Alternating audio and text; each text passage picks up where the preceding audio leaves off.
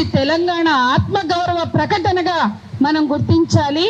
ఇది మార్వాడీల మీద వ్యక్తిగత కోపం కాదు. వాళ్ళకి మనకి గట్టు పంచాయతీ లేదు, గట్టు పంచాయతీ లేదు, వాళ్ళకి మనకి పాలోళ్ళ పంచాయతీ లేదు. కానీ మన బతుకుల మీద కబ్జా, మన వనరుల మీద కబ్జా, మన మీద దోపిడీ జరుగుతుంది. కాబట్టి వాళ్ళ ఈ కాంట్రడిక్షన్, ఈ వైరుధ్యాన్ని ఎట్లా అర్థం చేసుకోవాలా అంటే, ఒక క్యాపిటల్ వచ్చి ఒక ప్రజా జీవితాన్ని ధ్వంసం చేస్తుంది అనడానికి ఇప్పటి వరకు అనేక నమూనాలు ప్రపంచంలో ఉన్నాయి. మన తెలంగాణలో ఇది దేశంలో ఉన్న సమస్య కావచ్చు, కానీ ఇప్పుడు మనం తెలంగాణకు పరిమితం అవుదాం. తెలంగాణలో ఈ సమస్య ఎంత పెద్దగా పెరిగిందంటే, అరే తెలంగాణ కోసం కొట్లాడి తెచ్చుకున్నటువంటి ఈ రాష్ట్రంలో ఆ రోజు మనం అన్ని కులాల గురించి మాట్లాడాం, అన్ని వృత్తుల గురించి మాట్లాడాం. మా అగ్గిపెట్టెలో పట్టే నేతగాళ్ళు, మా నేత కుటుంబాలు ఏం కావాలి, మా స్వర్ణకారులు ఏం కావాలి, ఇవన్నీ మాట్లాడాం. తెలంగాణ వచ్చింది. తెలంగాణ వచ్చినాక మరింత పెరిగింది వలస. అన్ని కంపెనీలలో, అన్ని దుకాణాలు, అన్ని అంటే ఒకప్పుడు కొన్నిటికే ఏదో చాట్ బిజినెస్లు కొన్ని మాత్రమే చేసిండ్రు, బంగారు బిజినెస్లు కొన్ని చేసిండ్రు. కానీ వాళ్ళు లేని రంగం లేదు. తెలంగాణ వచ్చినాక మేము కేటీఆర్కి రిప్రజెంట్ చేసినాం. అంటే తెలంగాణ ప్రజలకి ఒక కళలు లేవా? పిల్లల్ని బతికించుకోవాలా, పిల్లల్ని చదివించుకోవాలా, పిల్లల్ని పెంచుకోవాలా, అది ఏ కులమైనా కావచ్చు. వాళ్ళకి ఏ కళలు లేవా? కళలు నిషిద్ధమా? అంటే తెలంగాణలో ఏం జరుగుతుంది తెలంగాణ గ్రామాల్లో అంటే, ఒకరోజు పనికి పోతే వచ్చిన పైసలు 3 రోజులు తాగి పంటారు, 3-4 రోజులు తాగి పన్నాక పైసలు అయినాక మళ్ళీ పనికి పోతారు, కరువు పనికి కానీ ఏ పనికి కానీ. అంటే తెలంగాణలోని ఎట్లా చూస్తుంది ప్రభుత్వం? ఎందుకు స్కిల్ డెవలప్మెంట్ ప్రోగ్రామ్స్ చెయ్యదు? మేము స్పష్టంగా 2016-17లోనే సెమినార్ పెట్టి ఆయనకి మెమోరాండం ఇచ్చినాం. ఏమనంటే, తెలంగాణ యూత్ పొంకనాలు కొట్టుకుంటూ మందు దాగి లుంగి లేగబెట్టి చీట్ల పేకలు, లేకుంటే ఊర్ల పొంటి పోతే పేకాటలు, మందు కొట్టుడు, మొత్తం కూడా పొంకనాలు కొట్టుకుంటూ పోరంబోకులుగా బతుకుతున్నారు. తెలంగాణ గ్రామాల్లో మేము సర్వే చేసినాం. 45 ఏళ్ళు వరకే చాలా మంది యువకులు లేదా మధ్య వయసు అంటే 50 ఏళ్ళు రాకుండా చచ్చిపోతున్నారు. 35 నుండి 45 ఏళ్ల మధ్య ఉన్న యువకులు ఏ కులపోయినా కావచ్చు, ఏ వృత్తి వాళ్ళైనా కావచ్చు, చచ్చిపోతున్నారని సర్వే ఇచ్చాం. ఏం చేయాలి? టైల్స్ పని,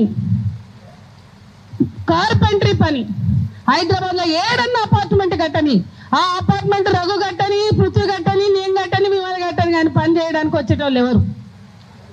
అంటే తెలంగాణ ఉద్యమం అంతా మూత మోగినం ఏంటో తెలుసా? ముంబై అంతా పాలమూరులో ఎవరు కట్టిండ్రు? తెలంగాణ అంటే బొంబాయి, బొగ్గుబాయి, దుబాయ్ అన్నారు నేతలు. మరి ఈ తెలంగాణ బుర్జ్ ఖలీఫా కట్టిన తెలంగాణ యువత, కార్మికులు ఇవాళ ఎందుకు ఇట్లాంటి బతుకుతున్నారు? ఇది తెలంగాణ సాధించుకున్న 10 ఏళ్లలో కూడా అంటే వాళ్ళకి నైపుణ్యం. ఎందుకంటే ఇప్పటి వరకు ఈ రేవంత్ రెడ్డి ప్రభుత్వంతో సహా నేను చెప్తున్నా, 14లో వచ్చిన తెలంగాణ 26కు వచ్చిన 12 పుష్కర కాలం గడిచింది. తెలంగాణ యువత కోసం నైపుణ్యం పెంచడానికి స్కిల్ డెవలప్మెంట్ ప్రోగ్రామ్స్ ఉన్నాయా? వాళ్ళకి మార్కెటింగ్ టైఅప్లు ఉన్నాయా? గత పాలకులన్నా చేసిండ్రు కొంచెం, అలా సీమాంధ్ర పాలకులే కావచ్చు, వాళ్ళు ఇచ్చిన అంటే మహిళలు తయారు చేసే ఉత్పత్తులకి డ్వాక్రా బజార్లు, తరణి బజార్లను పెట్టారు. ప్రతి జిల్లా కలెక్టరేట్లో వాళ్ళు వస్తువులు అమ్ముకోవడానికి అవుట్లెట్స్ పెట్టారు. ఇవాళ ఉన్నాయా ఎక్కడైనా? ఆడవాళ్ళు అంటే వాళ్ళు తయారు చేసుకునే స్వయం ఉపాధి కావచ్చు, అట్లాగే స్వగృహ కావచ్చు, అట్లాగే గ్రామీణ ఉపాధి కావచ్చు, అట్లాగే చేనేత, ఇటువంటి ఖాదీ చిన్న పరిశ్రమలు కావచ్చు, వీటి పట్ల పాలసీ ఉంది ఈ ప్రభుత్వానికి. ఈ ప్రభుత్వం ఈ మార్కెటింగ్ టైప్ అంటే కులాలు తీయరు. లాండ్రీ పని, చెప్పులు కుట్టే పని, మంగళాల పని రిలయన్స్ వాడు వచ్చి చేస్తాడు. ఇక్కడ వాడు అవుట్లెట్లు పెడతాడు, వాడు మంగళ షాపులు తెరుస్తాడు, వాడు బంగారం షాపులు తెరుస్తారు, వాళ్ళు కూరగాయల షాపులు తెరుస్తారు. అంటే మన బతుకుల పట్ల, మన పేదవాళ్ళ పట్ల, మన మధ్యతరగతి ప్రజల పట్ల, మన వృత్తి కులాల పట్ల ఈ ప్రభుత్వాలకి పాలసీ లేదు. ఈ పోరాటం యువతకి యువత కోసం అటువంటి పాలసీని రూపొందించడం కోసం ఉండాలి అనేది మొదటి సూచన. ఇవాళ ఇది మనం మార్వాడీల మీద గుడ్డి వ్యతిరేకత చేస్తున్నది కాదు, తెలంగాణ యువత భవిత కోసం ఇవాళ మన బతుకు భద్రత కోసం చేస్తున్నాం అనేది ఇది ఒక ఆత్మగౌరవ పోరాటం. అదే సమయంలో జీవన ప్రయాణం, జీవన భద్రత కోసం చేసే పోరాటం, ఉపాధి భద్రత కోసం చేసే పోరాటం. ఇది మన హక్కు. ఉపాధి భద్రత లేకుండా, ఆత్మగౌరవం లేకుండా తెలంగాణ అంశం ఉన్నదా? కాబట్టి ఉపాధి భద్రత కోసం చేసే ఈ పోరాటం అద్భుతమైన పోరాటం వీళ్ళు టేకప్ చేసింది. ఏ పార్టీ ఏమైందండి? ఇవాళ ఈ తెలంగాణలో రాజకీయ పార్టీలు లేవా? ఒక్క రాజకీయ పార్టీ కూడా ఎందుకు స్పందించదు ఈ అంశం మీద? ఇవాళ ఆస్తులన్నీ ఎవరు కొంటున్నారు? మారోడోళ్ళు కొంటున్నారు. ఒకప్పుడు వాళ్ళ ఆస్తులు కొనలే, ఇలా సంపాదించి రాజస్థాన్లో ఇన్వెస్ట్ చేసుకున్నారు. కానీ వాళ్ళ ఆస్తులు మొత్తం హిమాయత్ నగర్, అశోక్ నగర్, ఏ ప్రాంతం పోండి, ఇండ్లు ఎవరు అమ్ముతున్నారు, ఎవరు కొంటున్నారు అంటే 100 ఇండ్లు అమ్మితే 90 ఇళ్ళు వాళ్ళే కొంటున్నారు. నిజమది. 100 బిల్డింగ్ పాత వీధిలో అవుట్స్కట్లకు పోతుంటే అదేంటి మన మై హోమ్ పూజ ఇంకేదో అవతారం వీళ్ళు పోతుండ్రు అమ్ముకుని, ఈ ఇండ్లన్నీ వీళ్ళే కొనేస్తుండ్రు. ఇవాళ వాళ్ళు కంపెనీలు పెడుతున్నారు, షాపులు పెడుతున్నారు. ఈ బంగారం ఇదే ఇప్పుడు ఈయన చెప్పిండు, మా ఇంటి ఎదురుగా శ్యామ్ కృప ఉంటుంది, పక్కనే శ్యామ్ ఎలిగెంట్ ఉంటుంది. చిన్న ఫ్లాట్లో దిగిన వాళ్ళు ఒక పెద్ద స్థలం కొన్నారు, 6 అంతస్తులు 5 అంతస్తులు కట్టిండ్రు ఫ్యాక్టరీ. మళ్ళా పక్కన శ్యామ్ ఎలిగెన్స్ ఒకటి, శ్యామ్ కృప పెట్టిండ్రు, 5 అంతస్తులు ఇటు పక్కన, ఇటు ఎదురుగా 5 అంతస్తులు పెట్టిండ్రు. మొత్తం బంగారం షాప్ పని అవుతుంది. ఒక్కడైనా బస్సులో వస్తారు, ఓల్డ్ సిటీలో ఎక్కడ వాళ్ళకి షెడ్లు వేసి పెట్టిండ్రు. ఒక్కళ్ళన్నా మన తెలంగాణ వాళ్ళే. 300 నుంచి 400 వరకు ఉంటారు పనోళ్ళు. మొత్తం రాజస్థాన్ వాళ్ళే. మొత్తం అంటే ఈ గడ్డ మీద 2 నంబర్ దందా చేసేటోళ్ళు, ట్యాక్సులు కట్టనోళ్ళు వీళ్ళు అక్కడి నుంచి లేబర్ని తీసుకొచ్చి పని చేయించుకుంటే ఈ ప్రభుత్వానికి ఒక పాలసీ ఉండొద్దా? మన లైవ్లీహుడ్ల గురించి నువ్వు స్థానికంగా కంపెనీ పెడితే, ఇప్పుడు మన దగ్గర ఈ నల్గొండ నార్కట్పల్లి అనేక కంపెనీలు ఉన్నాయి కదా, నార్కట్పల్లి అక్కడ రూల్ అప్లై అయింది, స్థానిక ఎంప్లాయ్మెంట్ ఇయ్యలే వాళ్ళు కూడా. అక్కడ ఆంధ్ర కమ్మోళ్ళు వాళ్ళు కంపెనీలు పెడితే వాళ్ళకే ఇస్తే దాని మీద ఉద్యమం నడిచి లోకల్ ఎంప్లాయ్మెంట్ ఇంత ఉండాలనే డిమాండ్ వచ్చింది. అంటే లోకల్ ఎంప్లాయ్మెంట్ అనే అంశాన్ని పక్కన పెట్టి ఇవాళ వాళ్ళందరూ దండుకోనేకి వాళ్ళ అయ్యగాని జాగిరా తెలంగాణ ఎందుకు ప్రభుత్వం ఈ విషయంలో పట్టించదు? అందుకని రెండో డిమాండ్ వాళ్ళందరి దగ్గర ట్యాక్స్ వసూలు చేయమనండి. ఆబిడ్స్ లో ఉన్న బంగారు షాపులు, హైదరాబాద్ లో ఉన్న బంగారు షాపులు, హైదరాబాద్ లో ఉన్న అనేక గ్లాస్ ఇండస్ట్రీ నుంచి ఎలక్ట్రికల్స్, ఎలక్ట్రానిక్స్, లేకపోతే టైల్స్ రంగం మొత్తం వాళ్ళదే. గుండుగుత్త వాళ్ళకి ఇచ్చేసిండ్రు. ఈ వీళ్ళందరి దగ్గర ట్యాక్సులు వసూలు చేయమనే డిమాండ్ కూడా పెట్టాలి. ఈ ప్రభుత్వానికి మనం మేలు చేస్తున్నామా, ఎవడు మేలు చేస్తుందో కూడా తెలవాలి. అందరు 2 నంబర్ దందాగాళ్ళే. బేగం బజార్ మొత్తం 2 నంబర్ దందానే.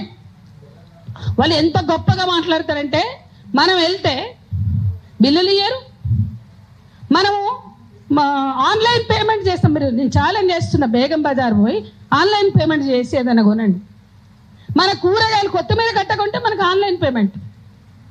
నువ్వు రోడ్డు మీద ఉల్లిపాయలు కొన్నా, టమాటాలు కొన్నా, కొత్తిమీర కొన్నా ఆన్లైన్ పేమెంట్, ఫోన్లు తీస్తున్నాం, పేమెంట్ చేస్తున్నాం. ఇదే పేమెంట్ మీరు బేగం బజార్లో చేయగలరా? అంటే అంత లెక్కపత్రం లేని బిజినెస్ వాళ్ళు చేసి ఇక్కడ ఆస్తులు కొని అపార్ట్మెంట్లు కడుతున్నారు. వీళ్ళ కట్టే అపార్ట్మెంట్లలో వాళ్ళ సంఖ్య ఎంత పెరిగింది. వీళ్ళు చిన్న వ్యాపారుల కాడ నుంచి పెద్ద కాంట్రాక్టర్ల వరకు పోటీ ఇస్తున్నారు. ఇది కొద్ది మంది సమస్య కాదు, తెలంగాణ అభివృద్ధితో ముడిపడి ఉన్న అంశం, తెలంగాణ సంస్కృతితో ముడిపడి ఉన్నది. ఇక అపార్ట్మెంట్లు ఉంది. మా అపార్ట్మెంట్లో 44 మంది మేము ఉంటే, ఒకప్పుడు తెలుగు వాళ్ళం 25 మంది 26 మంది ఉండి, ఇప్పుడు 9 మందికి వచ్చినాం. కొనుక్కున్న అన్ని మానవుడే కొనుక్కున్నారు, గుజరాత్ వాళ్ళే కొనుక్కున్నారు. ఒక్క గణేష్ చవితి కూడా తెలుగు సాంప్రదాయంతో జరగదు. వాళ్ళలో ఎవరూ తెలుగు సాంప్రదాయాన్ని పట్టించారు. బతుకమ్మను పెట్టారు, మన హోలీ పండుగ చేయరు. హోలీ అంటే వాళ్ళకు కూడా ఉంటుంది కాబట్టి వాళ్ళు డిఫరెంట్గా చేస్తారు. బోనాలు చేయరు, మన పండుగలు చేయరు, మన సంస్కృతిని చేయరు. ఇక మన రంగుల మీద నేనే వ్యక్తిగతంగా నా కొడుకు విషయంలో అనుభవించాను. నల్లగా ఉంటాడు, కార్లు దూడ్చేవాళ్ళలాగా ఉంటాడు, మెకానిక్ షెడ్ వాళ్ళలాగా ఉంటాడు, గట్లుంటాడు గిట్లుంటాడని 4వ తరగతి పిల్లవాడిని కామెంట్ చేస్తే మొత్తం గ్రూప్లో పెట్టి దమ్ చేసిన. అరే మేము గట్లే ఉంటాం, మేము నల్లగానే ఉంటాము, మేము సౌత్ ఇండియన్స్, మేము డస్కీగా ఉంటాం, మేము తెలంగాణ వాళ్ళం, మేము గింతే ఉంటాం, మేము సౌత్ ఇండియన్స్ కాబట్టి మీరు ఓన్లీ మీ పోరగాళ్ళని తీసుకుని మీరు గుజరాత్ పోండి, మీరు రాజస్థాన్ పోండి, మీ సొంత మీ ఓన్ కమ్యూనిటీ, మీ ఓన్ కలర్స్ ఉంటాయి. మా దగ్గరకు వచ్చి మీ కలరు అంటే caste, religion, region, caste, colour, ఇంత డామినేషన్, ఇంత డిస్క్రిమినేషన్. వాళ్ళు ఎక్కడైనా తెలుగు మాట్లాడంగా చూసిండ్రా మీరు? వస్తువులు అమ్ముకోవడానికి మాత్రమే మాట్లాడతారు, బయట ఎక్కడ మాట్లాడరు. వాడు ట్యాక్సీ నడిపేటోడైనా, ఆటో నడిపేటోడైనా వాడి తెలుగు మాట్లాడాడు. మీరు చూడండి, మనం వాని భాష హిందీ భాష మార్చుకుని మాట్లాడుతున్నాం. ఈ అంశము దేశమంతా ఒకే భాష, హిందీ ఒక భాషని రుద్దేటువంటి ఆధిపత్య భావజాలం నుంచి కూడా చూడాల్సిన అవసరం ఉంది. ఒకే భాష, ఒకే దేశం, పత్తికట్ట, ఇదంతా సొల్లు. ఒకే దేశం, ఒకే భాష, ఒకే సంస్కృతి కాదు, ఎవడి సంస్కృతి వాళ్ళకు ఉన్నది. కాబట్టి ఇది సాంస్కృతికంగా మన సార్ ఉన్నారు, దాన్ని అద్భుతంగా చెప్పగలరు. మన సంస్కృతి మీద కబ్జా జరుగుతుంది, మన భాష మీద కబ్జా జరుగుతుంది. బయటకు పోతే ఇక మనం కూడా హిందీ మాట్లాడతాం, మర్చిపోయినాం తెలుగులో మాట్లాడుతున్నామా ఎవరితోటైనా? బయటకు పోయి నాకు చెప్పండి, మీరు ఎంత మారిపోతున్నాం, ఎంత పరాయీకరణ జరుగుతుంది. ఒక రకరకాల పరాయీకరణల గురించి మాట్లాడావు, ఇవాళ మార్వాడి పరాయీకరణని మనం మాట్లాడవలసిన సందర్భం ఉంది. అది మనం మార్వాడి భాష మాట్లాడకపోవచ్చు, హిందీ భాష మాట్లాడచ్చు, కానీ చాలా లోతుగా పెనిట్రేట్ అవుతున్న అంశంగా దీన్ని మనం తెలంగాణ భాష, సంస్కృతి, ఉపాధి భద్రత, అస్తిత్వం అన్నిటి మీద కబ్జా పెడుతున్న అంశంగా చూడాలి. ఇంకా చివరిగా ఈ మధ్య ఆర్ఎస్ ప్రవీణ్ కుమార్ ఒక ప్రెస్ మీట్ పెట్టారు. 3,000 కోట్ల సోషల్ వెల్ఫేర్కి సంబంధించి స్కామ్ జరిగింది. డ్రగ్స్ పంపిన ఒక జైను, డ్రగ్స్ సప్లై చేసి అరెస్ట్ అయ్యి జైలుకి వెళ్ళొచ్చిన ఒక జైను ఈ కాంట్రాక్ట్, చింతామణి పేరుతో కాంట్రాక్ట్ తప్పించుకున్నాడు.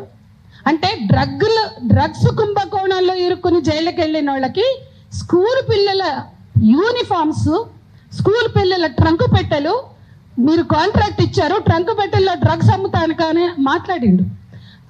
ఆ కంపెనీకి, ఆ కుటుంబానికి 40 ఏళ్ల చరిత్ర తెలంగాణ, ఆంధ్రలో ఉంది. వాళ్ళ ఏలూరులో సెటిల్ అయ్యి, అక్కడి నుంచి వచ్చి ఏలూరులో సెటిల్ అయ్యి మన తెలంగాణకు విస్తరించారు. ఆ కుటుంబము అనేక దందాలు చేసి కూడా ఇన్ని అరెస్టులు అయ్యి, ఇన్ని కేసెస్ ఫైల్ అయినా కూడా ఈ సంవత్సరం కాంట్రాక్ట్ దక్కించుకుంది అని RS Praveen Kumar press meet నేను చూశాను. అంటే ఇక్కడ వీళ్ళు కరప్ట్ చేస్తారు. ఇది చాలా ప్రత్యక్షంగా నేను చూశాను, నాకు తెలుసు. నేను గవర్నమెంట్లో చేసినప్పుడు ఇది నాకే అనుభవం. అయితే వాళ్ళని బయటకి ఇసిరేసిన, వాళ్ళ ఫైల్ కూడా ఇసిరేసిన. నేను గవర్నమెంట్లో ఉన్నప్పుడు ఈజీగా కరప్ట్ చేస్తారు. మనం ఏదైనా మెమరాండం రిప్రజెంటేషన్స్ ఇవ్వడానికి హరీష్ రావు అంటే గత ప్రభుత్వంలో ఎవరి దగ్గరికి వెళ్ళి ఈ బ్యాచ్ మోపోయి ఉంటారు అక్కడ పైరవీల కోసం. హైయెస్ట్ పైరవీలు చేస్తారు వీళ్ళు, పైరవీలతోటి దందాలు చేస్తారు, ట్యాక్సులు ఎగ్గొట్టి దందాలు చేస్తారు. వీళ్ళ వల్ల ఏ ప్రభుత్వానికైనా నష్టం. పైరవీలు చేసి అట్లా లో క్వాలిటీ పంపిస్తారు, అట్లాగే 2 నంబర్ దందాలు చేస్తారు అనడానికి ఎన్నో చెప్పొచ్చు. నేను అందరి టైం తీసుకోదలుచుకోలేదు. ఈ కమ్యూనిటీ వీళ్ళ మీద మనకి ఎటువంటి వ్యక్తిగత ద్వేషం లేదు, కానీ వీళ్ళ వ్యాపార ప్రయోజనాలకి చాలా నిర్దాక్షిణ్యంగా వీళ్ళు వ్యవహరిస్తారు. వీళ్ళ డామినేషన్ నుంచి వీళ్ళు అల్టిమేట్గా బీజేపీ కోసం పనిచేసే సోర్సెస్ అవుతారు. ఇవి బీజేపీ హిందుత్వ రాజకీయాలను రుద్దేటువంటి ఈ కమ్యూనిటీస్ మన సమాజంలో ఉండే గంగా జమున తెహజీబ్ని ఖరాబు చేస్తారు. మన గ్రామాల్లో మన మధ్య ఉన్న ఐక్యతని వాళ్ళు దెబ్బతీస్తారు. ఇక్కడ కోమటోళ్ళు కంచె ఐలయ్య ఏదో అన్నాడని అంతగానో యుద్ధం చేసింది కదా. మీ కడుపు కొడతలేరా, మీ రోజుగారిని కొడతలేరా? ఇక్కడ ఎంత పెద్ద ఎత్తున ఒక ట్రేడింగ్ కమ్యూనిటీ కోమటి అనేది ఉంటే వాళ్ళకి జరుగుతున్న దీని మీద మరి వాళ్ళు ఎందుకు ఆత్మగౌరవం? కొన్ని చోట్ల చూశాను నేను, వాళ్ళు కూడా రియాక్ట్ అయ్యిండ్రు, కొన్ని చోట్ల ధర్నాలు చేశారు, ర్యాలీలు తీశారు. కానీ వాళ్ళని కూడా కలుపుకు రావాలా? ప్రత్యేకంగా ఒక ట్రేడింగ్ కమ్యూనిటీ ఎవరైతే ఉన్నారో వాళ్ళకు కూడా హక్కులు ఉన్నాయి అని మనం స్ట్రెంగ్త్ పెంచుకోవాలంటే, ఉద్యమం బలంగా జనంలోకి వెళ్ళాలంటే చాలా విస్తృతంగా తీసుకోవాలా. ఇటువంటి అనేక అంశాలు ఉన్నాయి. ఇది చాలా క్రూరంగా వ్యవహరించేటువంటి పరిస్థితి ఇక్కడ మనకు అనిపిస్తుంది. వ్యవస్థని నాశనం చేస్తున్నారు. మన మధ్య ఉన్న అన్నదమ్ముల్లాగా బతికే మన సంబంధాలను దెబ్బతీస్తున్నారు, సాంస్కృతిక ఆధిపత్యం చేస్తున్నారు, భాషాపరంగా ఆధిపత్యం చేస్తున్నారు, మన అస్తిత్వాన్ని దెబ్బతీస్తున్నారు. అందుకే వీళ్ళని నేను మనస్ఫూర్తిగా అప్రిషియేట్ చేస్తూ, ఇది చాలా కీలకమైన అంశం. ఏదో చిన్న ఉద్వేగంతో ఇచ్చినటువంటి నినాదం కాదు. వాళ్ళు ఉన్నారు, 50 ఏళ్ల నుంచి ఉన్నారు, 60 ఏళ్ల నుంచి ఉన్నారు, 100 ఏళ్ల నుంచి కూడా ఉన్నారు. అది ఒప్పుకుంటాం. వాళ్ళకి ఇక్కడ బ్రతికే హక్కు ఉంది, లేదని మనం చెప్పట్లే. 100 ఏళ్ళుగా ఇక్కడ వ్యాపార వర్గంగా ఉన్నారు. కానీ మీరు ఇవాళ పెరుగుతున్న సంఖ్య, శివార్లలో వస్తున్న దుకాణాలు, శివార్లలో వస్తున్న ఇళ్ళు, హైదరాబాద్ అంతా విస్తరిస్తున్న వ్యాపారాలు, అవన్నీ 10-20 ఏళ్ల లోపల నుంచి వచ్చినవే. ఈ విస్తరణను మనం దృష్టిలో పెట్టుకుని మన తెలంగాణ ప్రజల ఉపాధిని, రోజ్గారీని కాపాడుకోవాలంటే ఇది సీరియస్గా ఒక పొలిటికల్ మూవ్మెంట్గా ప్రభుత్వం మీద ప్రెషర్ గ్రూప్స్ లాగా పనిచేసి ఈ డిమాండ్స్ని పెడితేనే ఒక పరిష్కారం ఉంటుందని భావిస్తూ నాకు అవకాశం ఇచ్చిన వీళ్ళకి థ్యాంక్ యూ.